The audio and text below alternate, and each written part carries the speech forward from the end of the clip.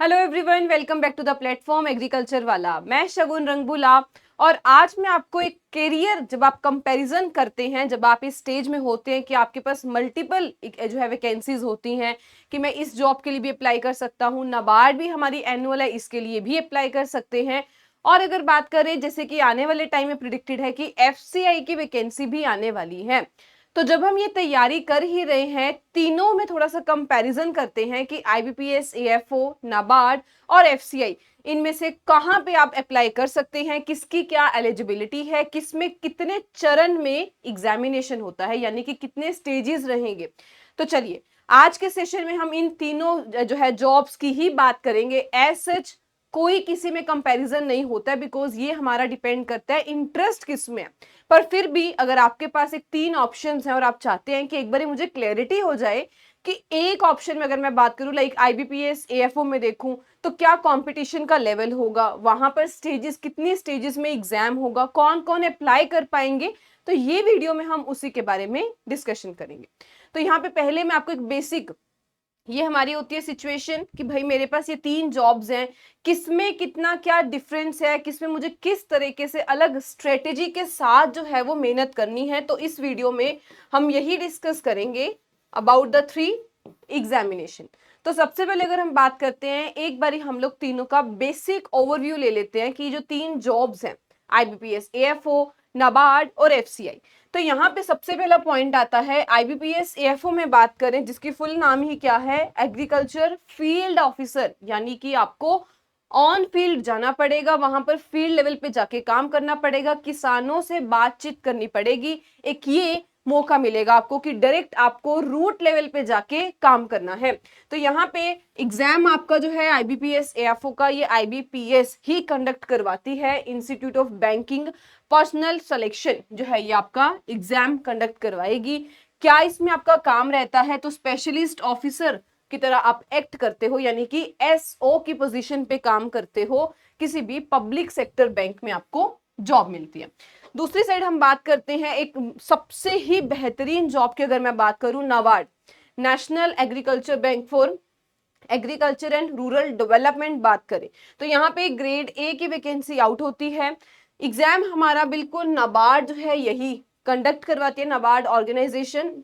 और यहाँ पे आपकी जो फुल फॉर्म है वो किस जॉब पे आप काम करते हो, तो नाबार्ड ग्रेड ए ऑफिसर, तो यहाँ पे असिस्टेंट मैनेजर की जॉब पे आप काम करते हो। और नेचर कैसी रहती है इसकी कि यहाँ पर आपको डिफरेंट जो रोल्स होते हैं वो मिलते हैं। इसके लिए मैंने नाबार्ड के लिए एक बहुत बेहतरीन वीडियो बनाई है, लाइफस्टाइल क्या है नाबार्ड ग्रेड ए ऑफिसर का, आपको काम क्या करना रहेगा। अगर आप नाबार्ड की जॉब कर रहे हैं तो नाबार्ड आपसे क्या एक्सपेक्ट करे कि आपको क्या कुछ पता होना चाहिए और आपका वहां रह के क्या काम रहेगा। तो यहाँ पे आपको एक वाइडर व्यू मिलता है कि आपको वहां पे डेवलपमेंट करने का भी मौका मिलता है,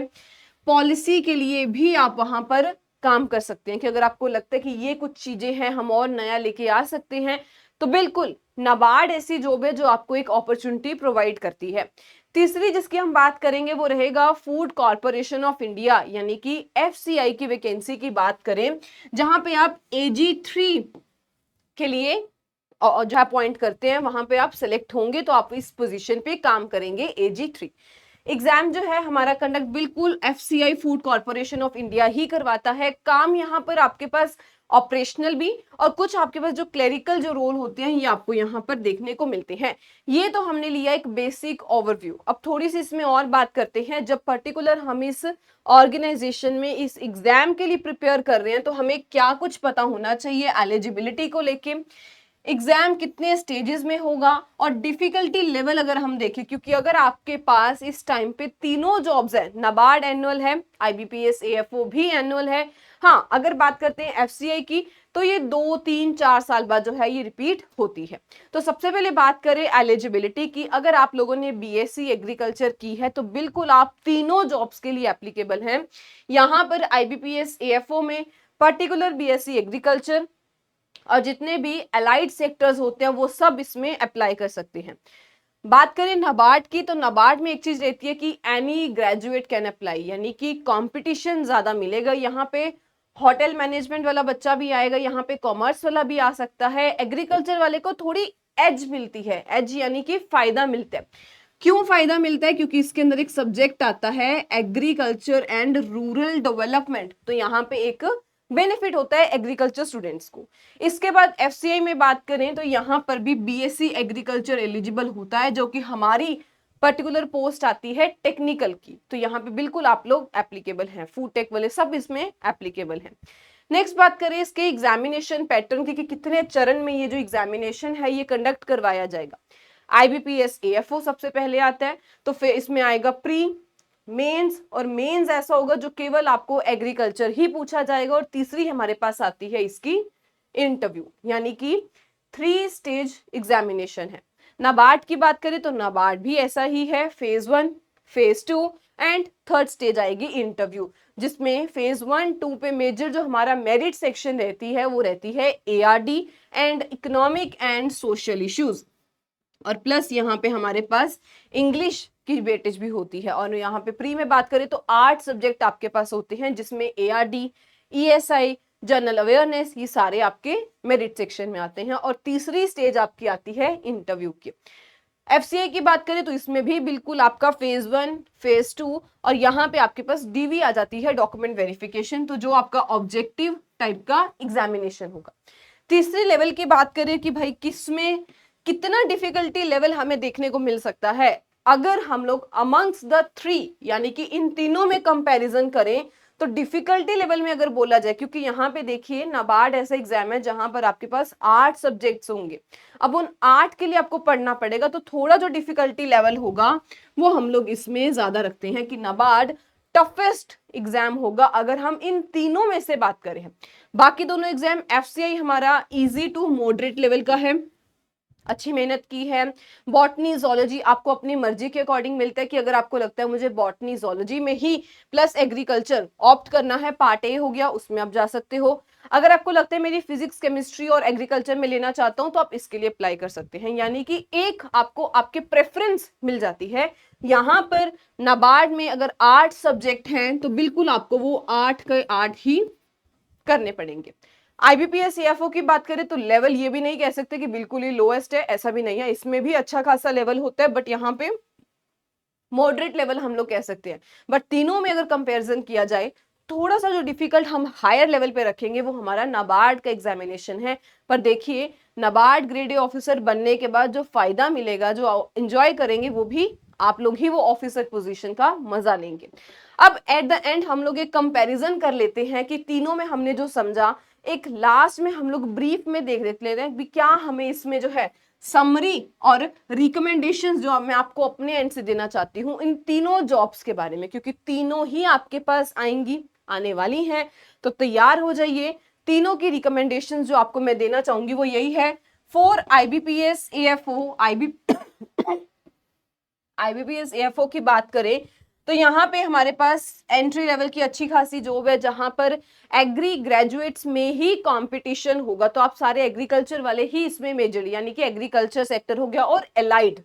इसमें compete करेंगे। तो यहाँ पे आपके पास एक एक्सपोजर अच्छा होगा और स्टेबिलिटी जो है, क्योंकि बैंकिंग जॉब है, नो डाउट आपको ट्रांसफर्स मिलेगी, बट फिर भी एक आपकी परमानेंट लेवल की जॉब रहेगी और आपको डायरेक्ट फार्मर के साथ जो है वो काम करने का मौका मिलेगा।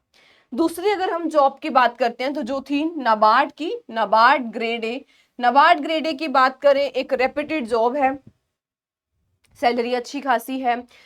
हाईली प्रेस्टिजियस है, टॉप सैलरी है, कंपटीशन भी नो डाउट इसमें आपको अच्छा खासा देखने को मिलेगा, तो इस चीज के लिए आपको प्रिपेयर रहना पड़ेगा कि भाई इसमें कंपटीशन है, पर at the end exam clear होता है तो वो मजा भी आप लोगों को ही आएगा, क्योंकि बहुत बेहतरीन जॉब है अगर हम लोग एग्रीकल्चर में टॉप लेवल की जॉब की बात करें। और तीसरी हमारे पास जो हमारी जॉब थी वो थी एफसीआई की। एफसीआई में अगर देखें तो ये भी हमारा थोड़ा सा इसमें भी पेनिट्रेट करना, एंटर करना इजी है, इसका एग्जामिनेशन का लेवल बहुत ज्यादा भी नहीं डिफिकल्ट कह सकते, बट इजी टू मॉडरेट इसका लेवल है, तो ठीक है, बट लिमिटेड इसमें ग्रोथ है, बट हाँ सिक्योरिटी वाइज ये आपको अच्छी सिक्योरिटी प्रोवाइड कर रहा है, टाइम आपका फिक्स रहेगा, यानी कि एक इंजॉयबल जॉब अगर आप देखोगे तो आपको वो एफसीआई की देखने को मिलेगी। इसीलिए जब भी वैकेंसी आती है एफसीआई की तो सब जगह वो हवा फैल जाती है कि भाई बहुत अच्छी वैकेंसी आने वाली है, सब इसकी मेहनत पे जुट जाते हैं, बिकॉज ये जॉब जो है ये वैसे अच्छी है, आपकी एक सिक्योरिटी आपको ये प्रोवाइड करती है। तो ये थी तीनों जॉब्स के बारे में, फिर भले आईबीपीएस एएफओ हो, नाबार्ड हो या एफसीआई हो, अगर आपको फिर भी कोई डाउट आता है तो बिल्कुल आप लोग मेरे टेलीग्राम चैनल पर शगुन मैम पीडब्ल्यू पे पूछ सकते हैं। इसमें आगे जो डिस्कशन ग्रुप है इसको भी ज्वाइन कर सकते हैं, जहां पर आप लोग अपनी कोई राय या फिर जो भी हम डिस्कशन करते हैं उसका हिस्सा बन सकते हैं। शगुन मैम पीडब्ल्यू डिस्कशन ग्रुप, इस तरीके से आप इस पे क्लिक करेंगे तो आपको ये देखने को मिलेगा। तो आई बिलीव आपके जो तीनों एक कैरियर कंपैरिजन किया गया है, एज सच कोई जॉब में कोई कंपैरिजन नहीं होता, पर जब हम किसी भी तैयारी के लिए आगे बढ़ रहे हैं तो हमारे माइंड में क्लियर होना चाहिए कि क्या लेवल रहेगा, क्या कंपटीशन रहेगा, कितने स्टेजेस में पूछा जाएगा, ताकि हमारी उसी पाथ को हम और आसान बना सके। So thank you so much, take care, bye bye.